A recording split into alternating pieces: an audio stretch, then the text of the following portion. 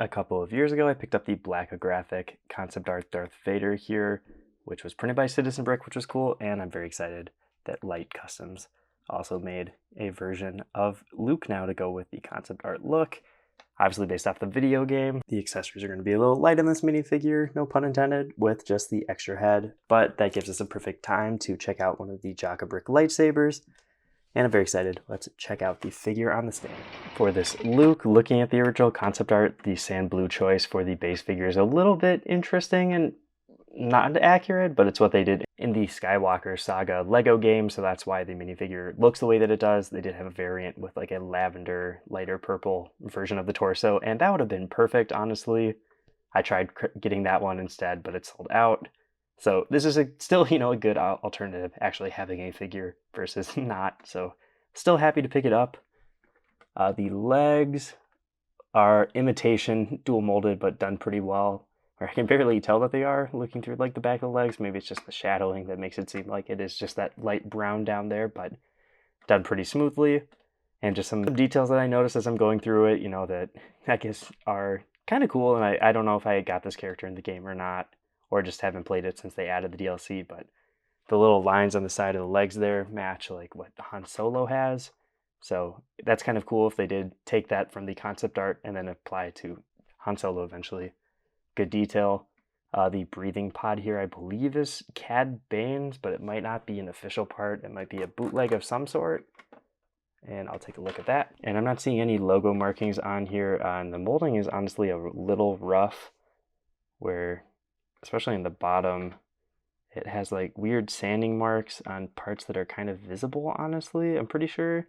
Like you can see right there, there is like a rough bit of plastic that has been like rubbed off on both sides and on the back of the like air tank part too. So that's a little bit disappointing to see. I don't see a logo on here at all. So maybe it is something that they custom molded or resin molded, but would have liked a little bit better quality.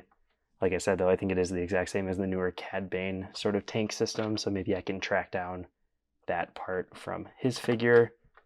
But I think the head effect is done pretty well, especially like the lens look, where the eyes are kind of like a darker blue, it seems like, to make it seem like the purple is changing the color of those. So that looks nice. You do kind of have to line up the tanks a certain way for them to work with the mask design, but that is what it is. Unfortunately, you're not really going to be able to move the head though, since the tank on the back there doesn't rotate. So that kind of stinks, but maybe when you look at the character, it would be like a Darth Vader situation where he wouldn't be able to move his head that much since there is the huge tank system. The hairpiece also going to be a custom mold of some sort. And honestly, I'm not really loving the texture on here. I think that's been kind of a common complaint, where the sort of hairlines are just very shallow and it looks pretty flat, which is going to differ a lot from official hairpieces. This is pretty much an actual hairpiece that exists though, and it originated from like the dog show trainer guy in, I believe, bright light yellow originally. This is like tan, which does exist with like modern Captain Marvel Endgame minifigures. I don't have that piece, but I do have this darker tan one, which I'll swap out instead. Probably shouldn't affect covering the print at all, since no printing on the back, where this is like a more sanded down version and flatter, and this one obviously has more shape on the back. So on the front, pretty much the same. I feel like this is kind of the color they settled on for Luke's hair, but on the back, it will cover up the whole back of the head, where I'm going to guess there must be something in the drawing where it is kind of more of a gambit situation with the hair, so I could understand why they would custom mold something. So if you really want to, you probably buy a tan version of this, figure out a way to sand it more flat. Obviously that'd be a lot of work though if you don't have a modding background. It might be a little bit much. So with that in mind, probably just going to leave this one on, just keep it together so I don't lose it even. On the arms, there's even like a little bit of pad printing for some shoulder pads, little wristband things. Don't continue around the arm at all though. On the back, we have a little bit of a weird strap situation, which continues to this like vest design with more little silver detailing for buckles or different connector points. The belt looks nice with a little bit of dark gray on the inside there and some extra pockets. pretty much this minifigure is going to be based off of the one in the game. So I don't even know if you can really credit them with coming up with the design or some of these design choices. It looks good though. I can't remember on the inside of the legs. There's going to be continued wraparound printing for those boots. That is really nice. Glad to see that. And the dark orange and brown boot combo is a nice color combination. I do really like the look of it. On the side of the legs, you got a little bit of a holster, no gun though. And the holster feels like it's printed a little bit smaller than some of the other like Lego designs. Or actually, you know what? Pretty similar. It might be an exact copy of the Han Solo one. So that is kind of a nice little detail to see there. And a little bit of continuity. The holster is printed a little bit further up than the one on Han there, but the exact same. So I wonder if it's like that in the game as well, or if that is a little bit of, you know, creative liberty by Light. Let's get the breathing mask off. We'll take a look at the head a little bit closer and the back of the torso. You probably have the minifigure just like this if you really wanted to and wouldn't miss out a whole bunch on details. Like I said, the lenses and the eyes look really great. There's still a really good amount of like mask printing too. And there are, I guess it's a little bit of flesh underneath goggles on the sides there, where I felt like it might have been like a little bit of like gold, but must just be skin showing. Back of the torso, it is just really the vest sort of design. So not a lot going on that's going to be covered up, I guess, other than like some extra muscle prints. Feels a little bit weird that there's nothing printed at the bottom of the torso there to kind of separate it a bit, whether it was just like a seam line going across for like whatever bodysuit he's wearing, but no belt printing on the back and no something on the back of the torso. It just looks very plain. If you're displaying it from the front though, not going to be an issue, I guess. Maybe I would have just a black bar or something to continue the belt along, but I can understand why they wouldn't do that since it's not super typical. I guess for this Han Solo minifigure, that wasn't even included, and this is probably one of the better Star Wars minifigures of all time. So if you're just going off what Lego does, I get it, but it looks weird. And again, I guess if it is the game design, not something they came up with. We have another head though, let's toss that on. And that's also a really good looking piece. The flesh printing on the black here looks great on both heads, obviously. I'm gonna say there's probably a farm like Luke head that looks exactly like this with the same facial expression. It just reminds me of something, couldn't put my hand on it. Obviously there's so many Luke minifigures. And I should also bring up that the like transition of using the black head to the goggles is very smooth and a great idea.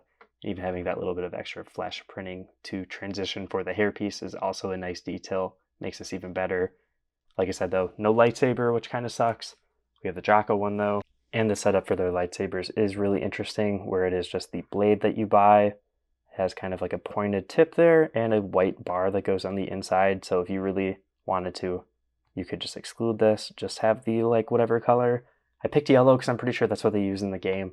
I bought one of every color from Jaka, and it will just port into a normal lightsaber hilt, so it won't break like your collection if you're using the official piece and all that. If you need to have a custom one, that is not going to be a problem.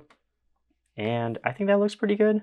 You know, there are different shapes of the lightsabers depending on the movies, whether they're thicker, whether they're thinner like this. But I think this looks pretty good, especially since it is in yellow, which I don't think Lego makes on their own, if I remember right. There are trans yellow pieces though, so I wouldn't be surprised if they made a trans yellow bar at some point. Taking that out though, let's get the white part out and throw it back on. If you don't want that extra little bit of detail, that is still a pretty good option.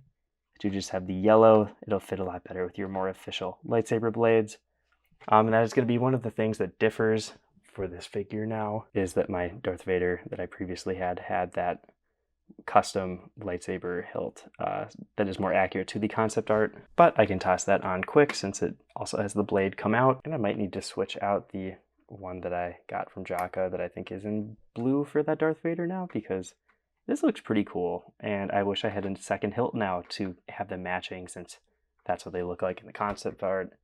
But wow, you know, custom elements just really improve minifigures, or just having accessories like this are kind of a big deal, especially since he has a holster with no gun. You gotta at least throw in just like a generic gun or even a brick arms gun to make this figure a little bit better. I think the price for this was like 45 bucks, so as a Star Wars minifigure, it is not a super bad value, I guess, or maybe it was $40 even, which would be even better. There's a lot of printing. Everything looks pretty clean. The legs are really nice and could probably be used for a lot of different characters in universe, whether it is just like a random rebel or a named character even. I'm sure you could find somebody put those on if you wanted to break up this minifigure for whatever reason. I guess I'll throw on the air tank quick just so you can see what that looks like with this head. I think that looks a little goofy maybe, but there you go. It is something you can do. I feel like this air tank, just the quality of it, might be my only complaint, but let's go to some comparisons and the final verdict. I think Star Wars custom minifigures are kind of an interesting topic, just because a lot of the designs like the one we looked at today are usually just ripped from the Lego games in some way.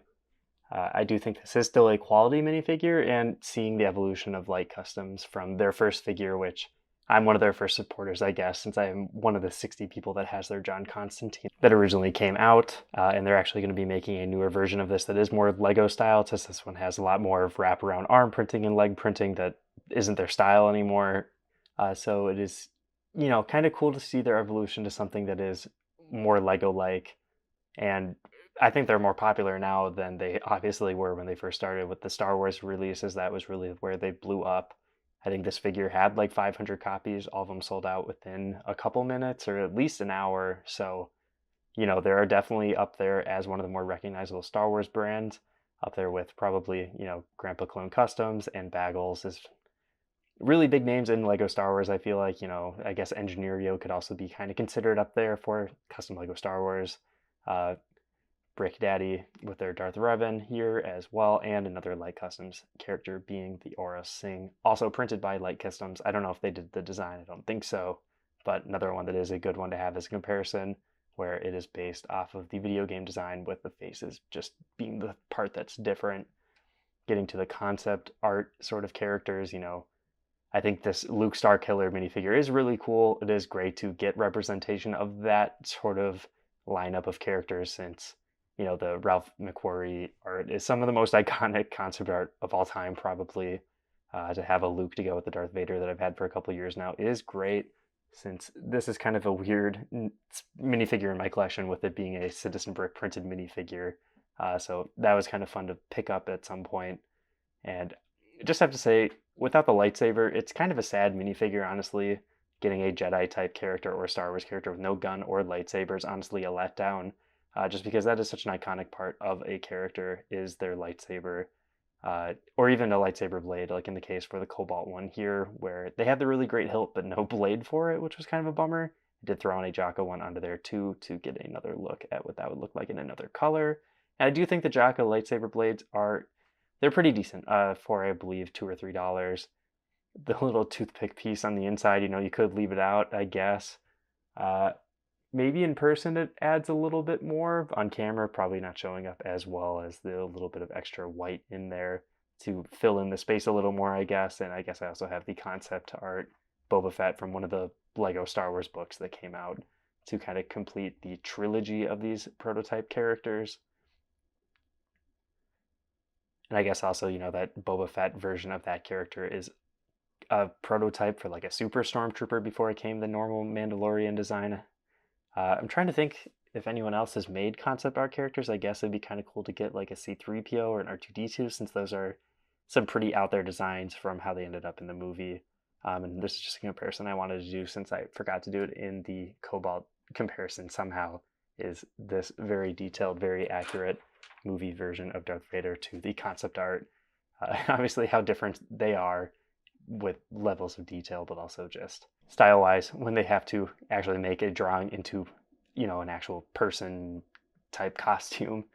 But a lot of the original inspirations for the final design are definitely in those concept arts, with some of the mask shapes and overall design. But very, you know, very good changes were made to make it the icon that it is. And it was kind of nice to see some of these kind of called back in Rebels, I guess, for that design. But most of those characters in that show are awful. Again, really love the John Constantine. That's one of Light Custom's best minifigures, and I'm glad to have it. I might try and get the new version just to do a comparison. I'm probably going to gun for their Zatanna, though, first. But it would be kind of fun to get the two of those just to see where they were, I think, 2 or 3 years ago to now, especially with the same character, different design philosophies, and direct comparisons, honestly. But very picky with my Star Wars characters. It has to be the right version of a character, right idea of a character that I don't think Lego would do, and that is definitely the case here for Starkiller. I'm pretty happy with how it turned out, but let me know in the comments what you think. If you want to see more custom Lego Star Wars or custom Lego videos overall, check out all the content on my channel. If you want to help out even further for the channel, feel free to join as a member for further perks. Like always, I have been Brooke Radiop, and I will see you in the next video.